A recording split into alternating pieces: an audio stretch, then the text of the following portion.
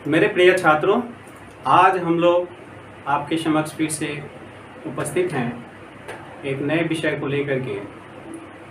सबसे पहले आपके सुखद जीवन और उज्जवल भविष्य की शुभकामनाओं के साथ हम लोग आज शुरू करने जा रहे हैं अर्थव्यवस्था की एक नई टॉपिक, नए विषय, जिस विषय का नाम है मुद्रास्फीति, इन्फ्लेशन। यह विषय बहुत ही महत्वपूर्ण है पूरी अर्थव्यवस्था को समझने के लिए, किसी भी अर्थव्यवस्था के विभिन्न पहलुओं को समझने के लिए।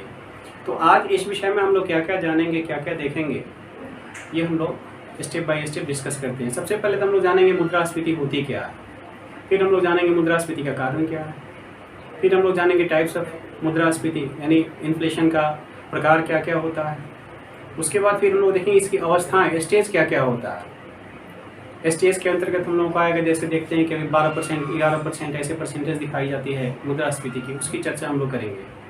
फिर इसके निवारण का विकल्प क्या है, कैसे हम लोग इसको जो है सो रिमूव करेंगे, मुद्रास्फीति को कैसे सरकार रिमूव करेगी, कंट्रोल करेगी, इसकी चर्चा हम लोग करेंगे। यानी डिसइन्फ्लेशन क्या होता है उसका चर्चा हम लोग करेंगे, जिसको मुद्रा विस्फीति कहा जाता है।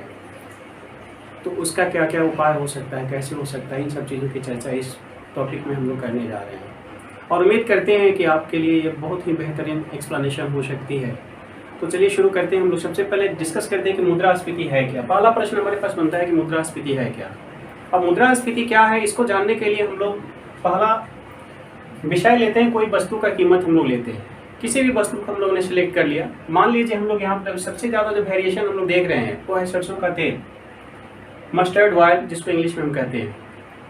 तो इस सरसों के तेल को हम लोग एग्जाम्पल लेते हैं कि इसमें क्या परिवर्तन है। अब परिवर्तन कैसे हम लोग जस्टिफाई करेंगे, कैसे पता चलेगा कि किसी वस्तु के मूल्य में परिवर्तन हुआ है। तो इसके लिए हम लोगों को समय अवधि सिलेक्ट करना पड़ेगा, कोई टाइम पीरियड लेना पड़ेगा। अब कौन सी टाइम पीरियड, जैसे कैसे टाइम पीरियड का हम लोग सिलेक्शन कैसे करते हैं। मान लीजिए सरसों के मूल्य में परिवर्तन हुआ, यह परिवर्तन आप कैसे जस्टिफाई करेंगे। तो अब इस परिवर्तन को जस्टिफाई करने के लिए हम लोग 2 समय लेते हैं।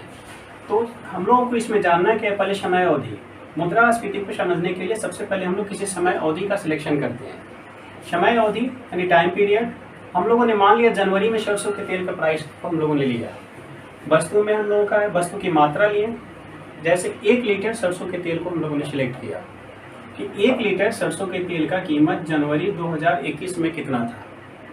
1 लीटर सरसों के तेल का कीमत जनवरी 2021 में हम लोगों को लगभग 100 रुपया, नियर अबाउट 100 रुपीज़ के आसपास था। कहीं थोड़ा ज़्यादा हो सकता है या नियर अबाउट यही, लगभग औसतन यही था। वस्तु का मूल्य 100 रुपया और समय अवधि जनवरी 2021 और वस्तु की मात्रा हम लोगों ने लिया 1 लीटर। अब दूसरी समय अवधि हम लोग लेते हैं सितंबर 2021। सितंबर 2021 की बात अब हम लोग कर रहे हैं, यानी वर्तमान परिदृश्य में जहां हम लोग अभी खड़े हैं, जिस अवधि में खड़े हैं, सितंबर 2021 में भी हम लोगों ने 1 लीटर ही तेल खरीदने की शुरुआत की। तो 1 लीटर तेल जब खरीदने आप गए, उसी तेल का प्राइस हम लोगों को देने की ज़रूरत पड़ गई है 190 रुपीज़ अप्रोक्सीमेट, कहीं 200 हो सकता है, लेकिन 190 रुपीज़ वर्तमान परिदृश्य में ये आज के डेट में ये अवेलेबल है, लगभग प्राइस है। अब देखिए ये जो वेरिएशंस हुआ, दोनों जो प्राइस में वेरिएशन हुआ, वस्तु की मात्रा में हम लोगों ने वेरिएशन नहीं किया। वस्तु की मात्रा हमारी क्या है, इक्वल है, समान है। समय अवधि हमारी परिवर्तन हुई है। एक समय अवधि के सापेक्ष में, जनवरी के सापेक्ष में, जनवरी 2021 के सापेक्ष में, सितंबर 2021 में हम लोगों ने इसको प्राइस को हम लोगों ने डिसाइड करने समझने की कोशिश की है। वस्तु की मात्रा यथावत है, यानी दोनों एक ही समय में एक ही है, 1 लीटर है। अब परिवर्तन क्या हुआ कि मूल्य में परिवर्तन हो गया। जो 100 रुपये में वस्तु हमारी 1 लीटर खरीदी जाती थी, आज उसी वस्तु के लिए हम लोगों को 190 रुपीज़ देना पड़ रहा है। यानी सेम मात्रा सरसों के तेल यानी मस्टर्ड ऑयल के सेम मात्रा के लिए हमको 190 रुपीज़ देना पड़ रहा। हुआ क्या इसमें। अब ऐसी स्थिति में हम लोगों को दिखा क्या, मुद्रास्फीति लोग ऐसे सिंपली कह देते हैं कि मुद्रा के मूल्य, वस्तु के मूल्य में परिवर्तन होना या वृद्धि हो जाना मुद्रास्फीति कहलाती है। तो वृद्धि हो गई, ठीक है, वस्तु के मूल्य में वृद्धि हो गई या सेवा के मूल्य में वृद्धि हो जाना ही मुद्रास्फीति कहलाता है, बात सही है। लेकिन इस स्थिति में होता क्या है, प्रश्न है कि होता क्या है। 2 बातें यहाँ पर हम लोग देखते हैं। पहली बात तो हम लोगों ने देखा कि 100 रुपया और 190 रुपीज़ में यहाँ कोई अंतर नहीं है। अब आपको लगे कि अंतर कैसे नहीं हो सकते, 190 और 100 कैसे हो सकता है। इसका कारण हम बताते हैं। ये दोनों में अंतर इसलिए नहीं दिख रहा है क्योंकि 100 रुपया में जितना हम लोग तेल खरीदते थे वर्तमान परिदृश्य में 190 रुपये में भी हम लोग उतना ही तेल खरीद रहे हैं। इसका मतलब हो गया कि 1 लीटर ये दोनों बराबर है, तो यहाँ इसका मतलब 100 रुपये 190 रुपये के बराबर हो गया। पहली चीज़ जो हम लोगों ने देखा यहाँ पर, उसको अब हम लोग क्लियर करेंगे ये कैसे हो गया। इस स्थिति को यह बताता है, यह परिस्थिति की जो हमारा प्राइस का जो है क्रय शक्ति, प्राइस जो है वो बढ़ने के वजह से मुद्रा की क्रय शक्ति घट गई है। क्या हुई है? मुद्रा की क्रय करने की जो शक्ति है वो घट गई है, क्योंकि जितना 1 लीटर खरीदने के लिए हम लोग जो 100 रुपये देते थे, जितना वस्तु हम लोग 100 रुपये में खरीदते थे, उतना ही हम लोग 190 रुपये में खरीद रहे हैं। इसका मतलब 190 रुपये का वैल्यू घट गया। 190 रुपये की जो क्रय करने की क्षमता थी वो घट करके 100 रुपये के बराबर हो गई, यानी 190 रुपये का वैल्यू क्या हो गया? घट गया। ऐसा क्यों हुआ? हम लोगों ने यहाँ जो दूसरा चीज लिखा है, मुद्रा की क्रय करने की शक्ति घट गई। Purchasing power of money decreases. अब मुद्रा की क्रय करने की शक्ति क्यों घटी? इसका कारण क्या हुआ? कारण ये हुआ कि फर्स्ट चीज ये हुआ कि वस्तु का मान बढ़ गया। वस्तु के मान बढ़ जाती है। जब वस्तु की मान बढ़ जाती है, यानी value of goods increases.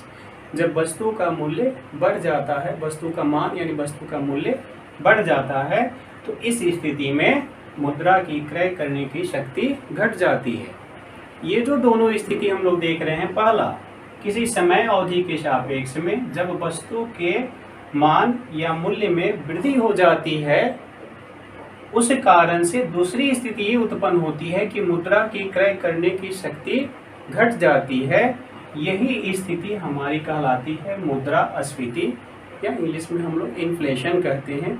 Local भाषा, सामान्य भाषाओं में इसको हम लोग महंगाई कहते हैं। तो ये महंगाई या इन्फ्लेशन या मुद्रास्फीति एक ऐसी अवस्था है जो किसी समय अवधि के सापेक्ष में किसी वस्तु के मूल्य में होने वाले परिवर्तन यानी वृद्धि को दर्शाता है। इस स्थिति में दो बातें होती हैं। पहली बात ये होती है कि वस्तु का मान बढ़ जाता है, यानी value of money, value of goods increases, और उसके रेस्पेक्ट में अब क्या होता है कि मुद्रा की क्रय करने की शक्ति घट जाती है। In the purchasing power of money decreases. यही जो दोनों स्थिति होती है, इसी स्थिति को हम लोग क्या कहते हैं?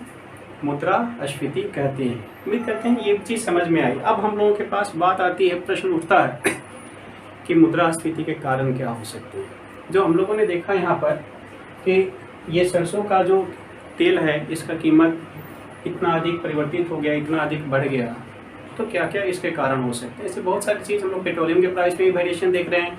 पेट्रोलियम का भी तेल का प्राइस बढ़ गया है।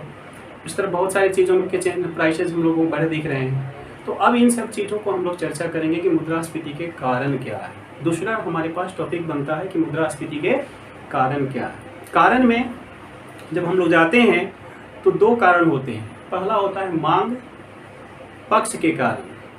अब मांग पक्ष यानी डिमांड पक्ष जो है, उसका कारण क्या हो सकता है? डिमांड पक्ष हम लोग को प्रभावित करता है। डिमांड पक्ष के अंतर्गत जो है, पहले आती है मुद्रा की पूर्ति में वृद्धि। अगर मुद्रा की पूर्ति में भी वृद्धि हो जाए, सपोज कीजिए बाजार में बहुत ज़्यादा पैसा आ जाता है, तो उस पैसे भी मुद्रास्फीति आ जाती है। तो ये मुद्रा की पूर्ति में जो है सो वृद्धि हो सकती है। दूसरा कारण होता है सरकारी व्यय में वृद्धि हो जाता है। अगर सरकारी व्यय बढ़ जाए, सरकार जो है गैर विकासात्मक कार्यों पर खर्च अपना बढ़ा दे, तो उस वजह से भी जो है सो मुद्रास्फीति आ जाती है। तीसरा वजह हो जाता है जनसंख्या में वृद्धि। अब जनसंख्या भी अधिक बढ़ती है तो भी जो है सो मुद्रास्फीति आती है। चौथा जो कारण होता है वो होता है घाटे की वित्त व्यवस्था। अब घाटे की वित्त व्यवस्था, यदि सरकार जो है सो वित्तीय व्यवस्था जो बनाती है वह घाटे की बनाती है, घाटे का वित्तीय प्रारूप तैयार किया जाता है, तो उस कारण से भी मुद्रास्फीति आती है। ये हमारा जो है मांग पक्ष के कारण हम लोगों ने देखा है कि मांग पक्ष के अंतर्गत क्या क्या आता है। दूसरा इसमें कारण होता है एक सेकेंड पक्ष जो होता है पूर्ति पक्ष के कारण। अब पूर्ति पक्ष में क्या होगा? सपोज कीजिए कि पेट्रोलियम उत्पादों की कीमत में वृद्धि हो जाए, लेकिन वर्तमान में पेट्रोलियम उत्पादों की कीमत में वृद्धि नहीं हुई, लेकिन ऐसा हो सकता है क्योंकि पेट्रोलियम उत्पाद की कीमत की वजह से पूरी बाजार की सारी व्यवस्थाएं हमारी प्रभावित होती हैं, क्योंकि एक पेट्रोलियम का कीमत बढ़ा दीजिए तो यातायात का कीमत बढ़ जाएगा। यातायात पर ही सारी चीज़ों का ट्रांसपोर्टेशन, सब चीज़ उसी पर निर्भर करता है, परिवहन पर ही। एक वस्तु को दूसरी जगह भेजाना या फिर उत्पादन में भी उनका प्रयोग होता है। तो एक पेट्रोलियम पदार्थ का कीमत बढ़ा, इसका मतलब होता है कि सारे उत्पाद का कीमत बढ़ जाता है, प्रभावित हो जाता है, भाड़ा बढ़ जाएगा, बहुत तरह की चीज़ें हो जाती हैं। दूसरा जो है पूर्ति पक्ष में आता है अपर्याप्त उत्पादन। अब उत्पादन अगर कम हो जाए तो सिंपल सी बात है कि उसका कीमत वस्तु का बढ़ जाएगा, क्योंकि मांग तो लगभग यथावत रहेगी, और मांग यथावत रहेगी और उत्पादन अगर कम हो गया, जैसे प्याज के मूल्य में परिवर्तन आप लोग देखते हुइएगा, हर साल जनरली देखेंगे कि मार्च के समय में प्याज का प्राइस जो है वो सामान्य होता है, लेकिन जैसे ही सितंबर अक्टूबर आता है, नवंबर तक जाते जाते प्याज का कीमत जो है सो बढ़ने लगता है, और वो डबल से भी ज़्यादा हो जाता है, कभी कभी ट्रिपल तक पहुंच जाता है। तो ऐसी स्थिति जैसे वर्तमान परिदृश्य में भी हम लोग देखेंगे तो 18 रुपये के आसपास जो है सो प्याज का प्राइस था मार्च के आसपास, और अभी वर्तमान परिदृश्य में हम लोग अबाउट 35-36 के आसपास हम लोग देख रहे हैं, मतलब डबल उसका प्राइस हो चुका है। लेकिन यहाँ कारण क्या है कि उसका उत्पादन से इसका प्रभाव एक होता है। दूसरा इसमें और कारण क्या होता है, पूर्ति पक्ष में अगर जमाखोरी हो जाती है। जमाखोरी के अंतर्गत हम लोग जो अगर बातें करते हैं तो जमाखोरी के अंतर्गत ये हुआ कि जैसे बड़े संख्या में जो बड़े व्यवसायी, बड़े पूंजीपति लोग होते हैं, वो पूरी बाजार में उपलब्ध जितनी भी कोल्ड स्टोरेज हैं या जहाँ जहाँ भी वस्तु उपलब्ध होती है, अगर हम लोग प्याज के लेकर समझना चाहते हैं तो प्याज का जो है जहाँ जहाँ स्टोरेज है, तो स्टार्टिंग स्टेज में जब उत्पादन होता है तो किसान के पास इतनी सामर्थ्य नहीं होती, इतनी कैपेसिटी नहीं होती है कि वो अपने उत्पादों को सुरक्षित रख पाए। बड़ी संख्या में जो बड़ा उत्पादन करता है उसको अपने पास रख पाए। छोटे किसानों की संख्या ज़्यादा है, तो छोटे किसान तो और भी जैसे उत्पादन करते हैं उनके ऊपर बहुत सारी लायबिलिटीज़ होती है। अगर कर्ज लेकर रखें या कहीं से लेकर के अपना उत्पादन किए हैं तो उसको तुरंत उनको सप्लाई कर देना, बेच देने उनकी ज़रूरत बनी होती है। और उनका कारण क्या होता है, डैमेज की भी समस्या होती है, रखने के लिए व्यवस्था नहीं होती है, उनके पास उतनी व्यवस्थाएं नहीं हैं, तो डैमेजेस भी होते हैं। तो वो सोचते हैं कि चलो हम इसको फटाफट हटा दें, जो भी कम प्राइस हो, जो भी जिस प्राइस में मिल जाए उस प्राइस में वो तत्कालीन जो बाजार का मूल्य होता है उस पर लोग बेच देते हैं। अब क्या होता है, जो पूंजीपति लोग होते हैं, बड़े बड़े व्यवसायी होते हैं, जो बड़े बड़े कारोबार कर रहे हैं, वर्तमान समय में कमोडिटी मार्केट भी बन गया है शेयर मार्केट के अंतर्गत, तो वो लोग क्या करते हैं, पूरे बाजार में जहाँ जहाँ भी ये चीज़ सप्लाई उपलब्ध हो पाती है उसको क्या करते हैं, खरीद लेते हैं। अब वो खरीद कर इकट्ठा कर लिए और अब देख रहे हैं, उनको पता है कि एक साल में कितनी डिमांड होने वाली है, प्याज का डिमांड कितना था, पूरे साल में किस तरह से है, हर मंथ का उन लोगों के पास डाटा होता है कि इस मंथ में कितना डिमांड था, किस मंथ में, सितंबर में क्या था, अक्टूबर में क्या डिमांड था, उसका डाटा वो सब लोग लेकर रखे हुए हैं। अब वो क्या करते हैं, उसको जमा करके उसको स्टॉक को क्या करते हैं, रोक देते हैं और धीरे धीरे उसकी आपूर्ति करना शुरू करते हैं। डिमांड के रिस्पेक्ट में उसकी आपूर्ति को कम कर देते हैं। जैसे ही उसकी आपूर्ति कम करते हैं उसका नतीजा ये होता है कि प्राइस लेवल बढ़ने लगता है। अब प्राइस लेवल बढ़ने लगता है क्योंकि उनको पता है कि हमारे पास उपलब्धता जो है वो लिमिट है और डिमांड उसके रिस्पेक्ट में ज़्यादा है।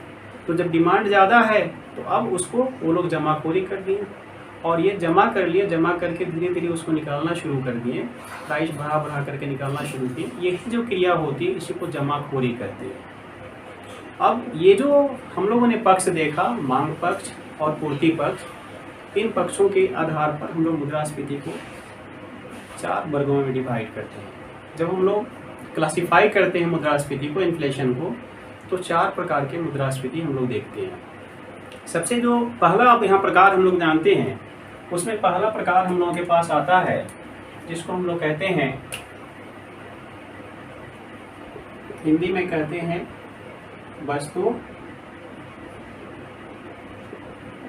स्फीति, इंग्लिश में इसको कहते हैं कमोडिटी इन्फ्लेशन।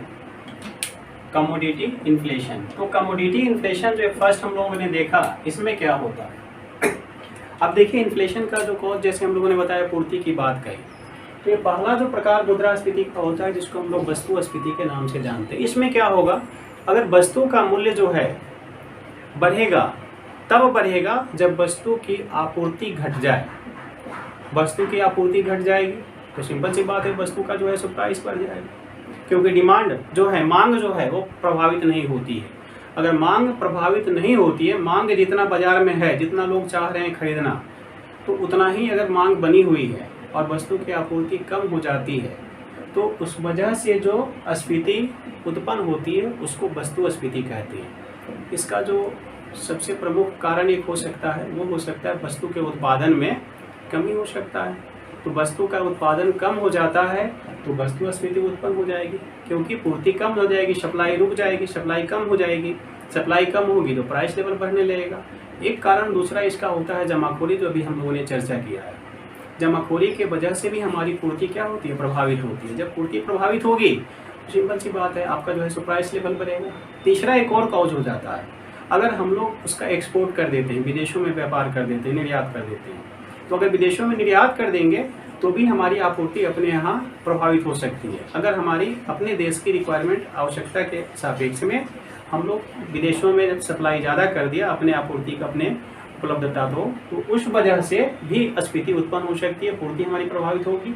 और यह किसी भी प्रकार से अगर हमारे वस्तु में कमी के कारण स्फीति उत्पन्न होती है तो इसे कहते हैं वस्तुस्फीति, या इंग्लिश में कहते हैं कमोडिटी इन्फ्लेशन।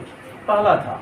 दूसरा हम लोगों के पास आता है जिसको हम लोग कहते हैं करेंसी इन्फ्लेशन, या इसको हम लोग कहते हैं हिंदी में इसके लिए शब्द प्रयोग होता है चलन स्फीति।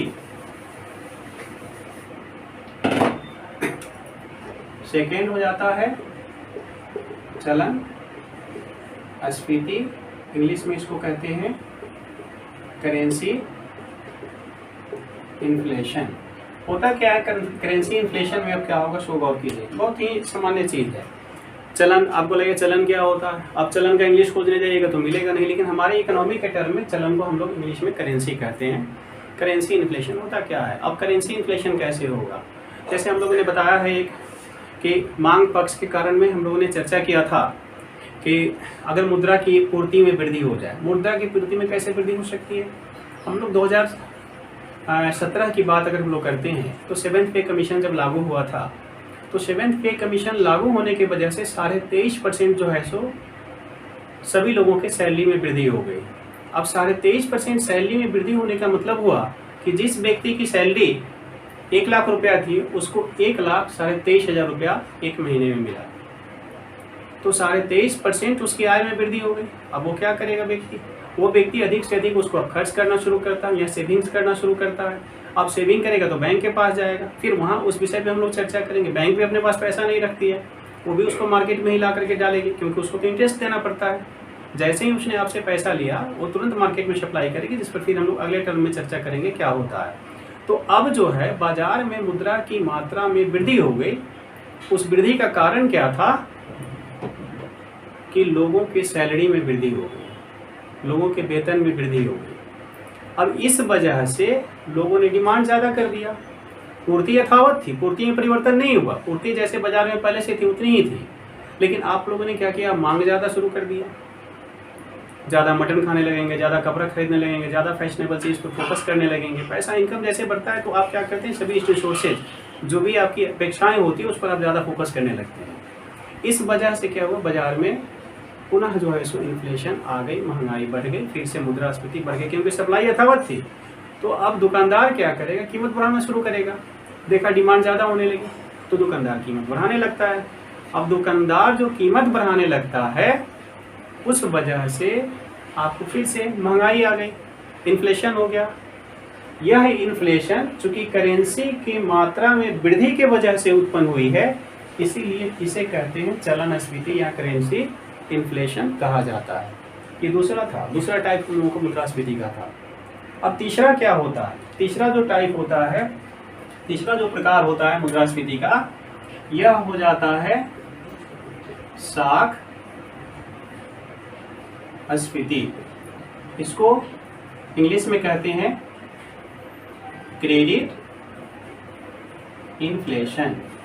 क्रेडिट इन्फ्लेशन में क्या होगा, अब इसको समझना है। जो अभी जस्ट हम लोगों ने चर्चा किया कि बैंक के पास जब पैसा जाता है तो अब बैंक क्या करती है, आपने पैसा जमा किया बैंक के पास, तो बैंक क्या करेगी, बैंक उस पैसा को अपने पास नहीं रखती है। ज़्यादा मात्रा में पैसा होगा बैंक के पास तो बैंक क्या करेगी, उस पैसे को बाहर जो है सो छोड़ना शुरू कर देती है, बाजार में उसको छोड़ना शुरू कर देती है।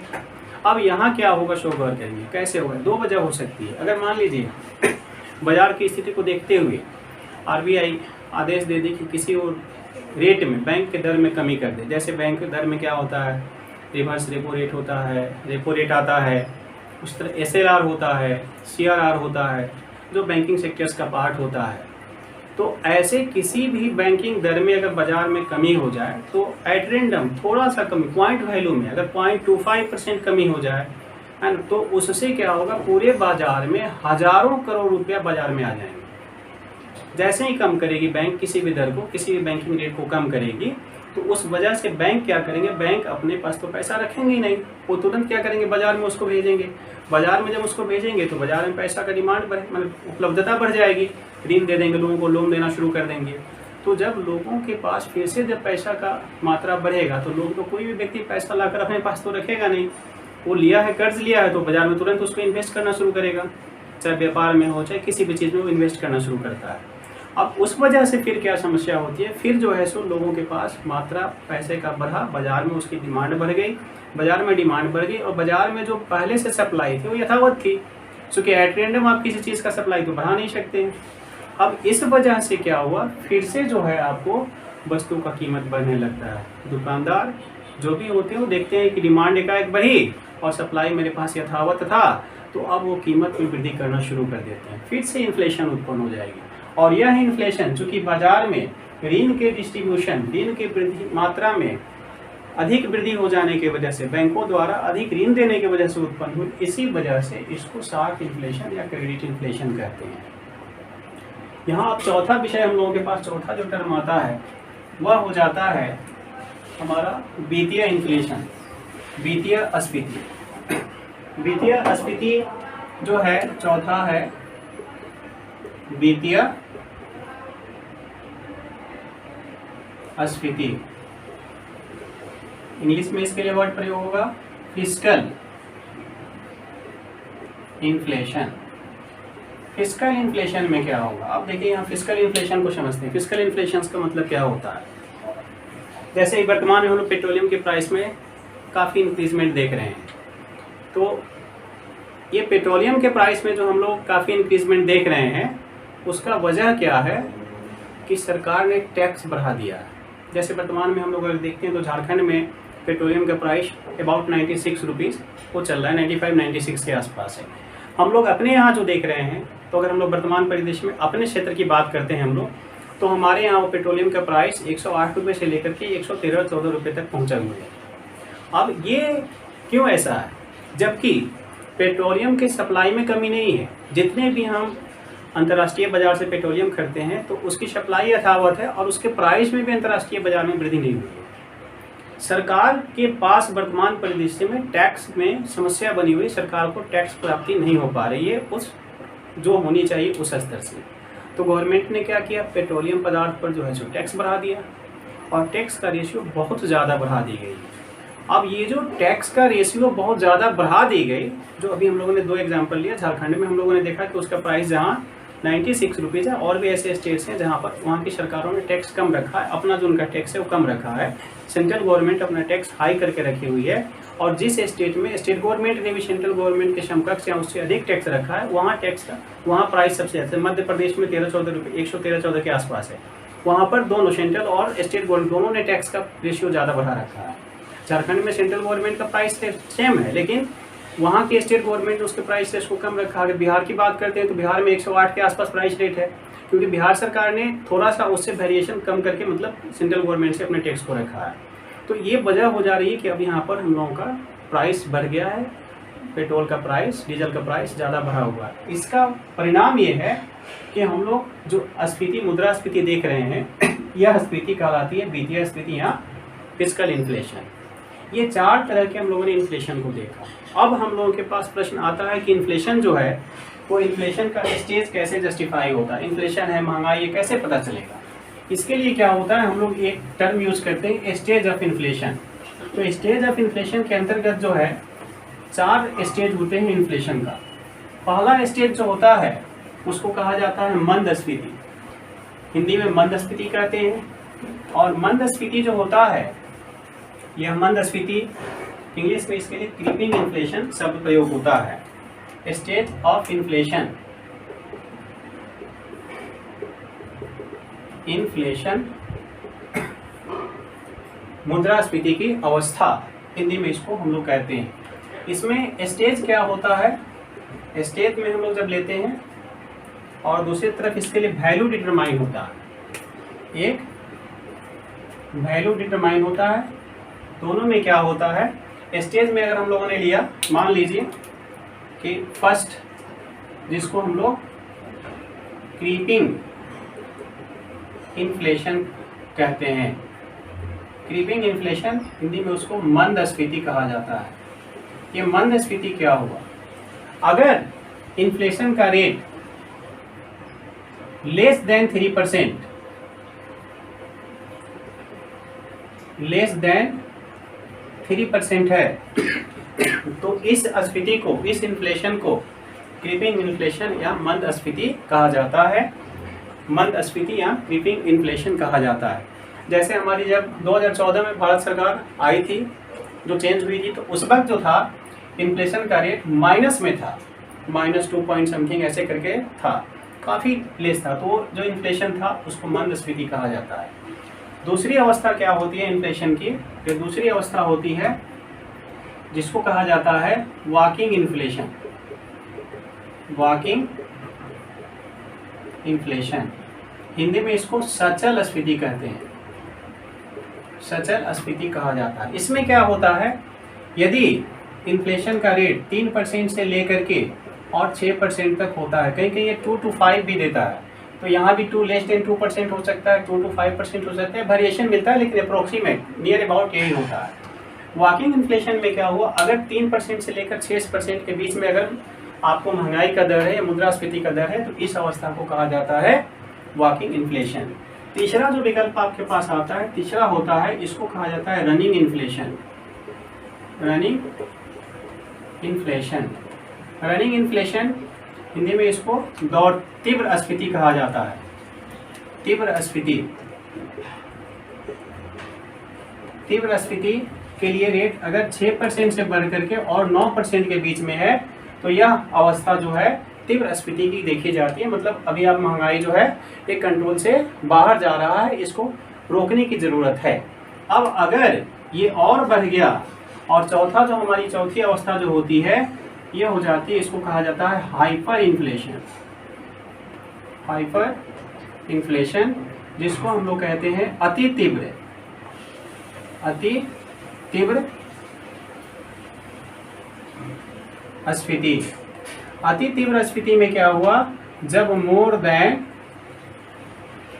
9% मुद्रास्फीति का दर चला जाए। अब देखिए अति तीव्र की बात हम लोग एग्जाम्पल लेना चाहेंगे, तो अति तीव्र की अवस्था जो है 2013 में देखी गई थी, जब इन्फ्लेशन का रेट 13% था, और वर्तमान परिदृश्य में जो हम लोग भी देख रहे हैं, यह भी हम लोग अभी हाइपर इन्फ्लेशन को ही देख रहे हैं, यानी बिल्कुल ही नियंत्रण से बाहर आपकी अर्थव्यवस्था है। क्योंकि अभी वर्तमान परिदृश्य में जो अभी आपका रेशियो रहा है, जुलाई में 12.% था, अगर जून में 12 कुछ था, जुलाई में यह घट करके आपको आ गया था 11% पर। तो ये जो परिदृश्य आपको दिखा रहा है कि हाइपर इन्फ्लेशन, भारत की जो वर्तमान आर्थिक परिदृश्य है, ये हाइपर इन्फ्लेशन का पार्ट बनी हुई है। जबकि प्रश्न आपके पास आता है हमेशा, बहुत ही कॉमन प्रश्न है कि किसी भी अर्थव्यवस्था में किस तरह के इन्फ्लेशन का होना अनिवार्य है, तो वहाँ जो बात आती है वॉकिंग इन्फ्लेशन को कहा जाता है कि किसी भी अर्थव्यवस्था के लिए वॉकिंग इन्फ्लेशन जो है वो उपयुक्त होता है। लेकिन वॉकिंग इन्फ्लेशन में मात्रा 3 से 6% या 2 to 5%, ये दोनों के बीच में आपको माना जा सकता है। परिणाम क्या होगा इसका, अब इस तरह का जो भी इन्फ्लेशन होगा उसका नतीजा ये होगा कि आपकी अर्थव्यवस्था ठीक ठाक चल रही, क्योंकि बैंकों में इंटरेस्ट रेट भी हर साल कुछ ना कुछ 4% 5% अप्रोक्सीमेट रहते हैं, यानी आपकी मुद्रा में आपकी जो वैल्यू है उसमें वृद्धि थोड़ी होनी चाहिए, आपकी इनकम में वृद्धि होनी चाहिए। लेकिन अगर उससे कम है तो भी अर्थव्यवस्था का ग्रोथ जो है सो स्लो हो सकता है, उसका जो है सो डेवलपमेंट स्लो हो सकता है। अगर ज़्यादा जैसे होने लगी तो उसको कंट्रोल करने की ज़रूरत है, क्योंकि पूरी अर्थव्यवस्था बिगड़ जाएगी, पूरा कंट्रोल आप बिगड़ जाएगी, पूरी वित्तीय व्यवस्था आपकी बिगड़ जाती है। ये हम लोगों ने 4 तरह, और हाइपर आ गए तो खैर समझिए कि एकदम अर्थव्यवस्था कंट्रोल से ही बाहर है, यानी सरकार ईश्वर कहीं ना कहीं फेल्योर दिख रही है, ये चीज़ें होती हैं। अब आता है कि इसको रोकते कैसे, इसको रोकने की प्रक्रिया क्या कहलाती है। जब भी इन्फ्लेशन का पोजीशन होता है, इसको रोकने के लिए जो भी प्रोसेस सरकार इस्तेमाल करती है, उसी प्रोसेस को कहा जाता है डिसइन्फ्लेशन। मुद्रा विस्फीति, हिंदी में कहते हैं मुद्रा विस्फीति, इंग्लिश में कहते हैं डिसइन्फ्लेशन। इन्फ्लेशन को डिस कर देना है, नीचे ला देना है। अब डिश के लिए क्या करेंगे, आपके पास वहाँ भी फिर वही विकल्प पड़ता है। जैसे मौद्रिक नीति, आरबीआई क्या करेगी, अपनी मौद्रिक नीति को सुधारेगी, उसमें चेंज करेगी। यानी बाजार में अगर मुद्रा की मात्रा अधिक हो गई है तो मुद्रा की मात्रा को कम करेगी, जिससे कि आपका क्या हो, आपका इन्फ्लेशन जो है रेशियो वो घटे। दूसरा हम लोगों के पास क्या आता है, वित्तीय नीति। अगर सरकार ने टैक्स ज़्यादा बढ़ा दिया है, जैसे हम लोग पेट्रोलियम की बात कर रहे हैं, तो अगर टैक्स का रेशियो ज़्यादा बढ़ गया है तो अब सरकार क्या करेगी, अपने टैक्स के रेशियो को घटाएगी, टैक्स का जो रेट है उसको कम करेगी। तीसरा इसमें आता है कि आपूर्ति को प्रबंधन करना। अगर जमाखोरी की वजह से कहीं हो गई है समस्या, तो सरकार का काम बनता है कि जमाखोरी को रोके और बाजार में वस्तु की आपूर्ति को, सप्लाई को क्या करे, वो बैलेंस करे। और चौथी आपकी जो हो जाती है व्यवस्था कि खाद्यान्न के उत्पादन में अगर कमी हो गई है तो अब उत्पादन को संतुलित करना है। उत्पादन में कमी की वजह से आई है, तो अगर आपके देश में व्यवस्था नहीं है तो आप क्या करेंगे, जैसे प्याज की रेट कभी आपने देखा होगा 2 साल पहले की ज़्यादा बढ़ गई थी, तो सरकार ने क्या किया, तुर्की वगैरह दूसरे देशों से प्याज का हम लोगों ने क्या किया, उसका इंपोर्ट कर दिया। तो ये बिफोर, अगर आप समय रहते हुए ऐसा कर लेते हैं तो आपका जो प्राइस है वो बढ़ नहीं पाता है। तो सरकार क्या करती है, दूसरे देशों से वस्तु की आपूर्ति पूरा कर लेती है और इस प्रकार से वो क्या करती है, प्राइस लेवल को डाउन कर देती है, घटा देती है, उसके प्राइस लेवल को रोक लेती है।